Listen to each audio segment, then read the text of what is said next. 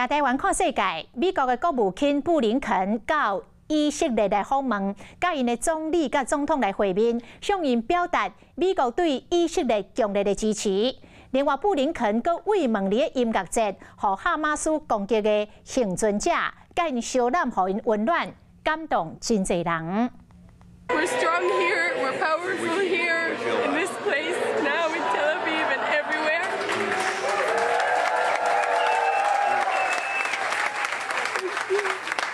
Thank you very much. 甲伊揽一个互现场的人拢真感动。美国国务卿布林肯甲伊的手递真红，即个伫咧以色列音乐节逃过哈马斯攻击死无去的即个小姐，甲伊道歉会真专业，甲全部从亚洲的人质带转来，嘛学了伊的勇气。I admire your strength and also telling your stories makes a big difference too. The world needs to know this.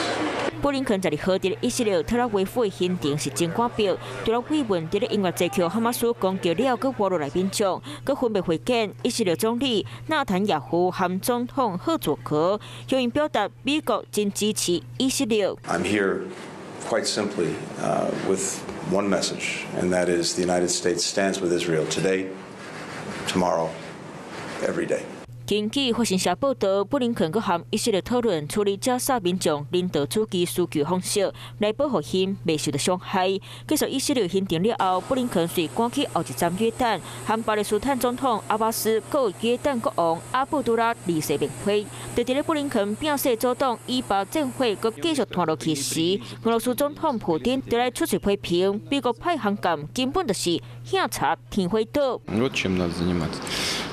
Ну, конечно, вот такие действия, они нагнетают обстановку. Если, как вы сказали, конфликт выйдет на палестинские территории, то, ну, конечно, повлияет. 哈马斯攻击以色列了后，以色列遂针对加沙地区将攻击转去。伫咧加沙四周围部署真侪战车和军事用车，嘛调集超过30万位阿兵哥，准备要来开战。为了确保民众安全，包括巴西、法国、德国、荷兰和真侪国家已经扩大撤侨的行动。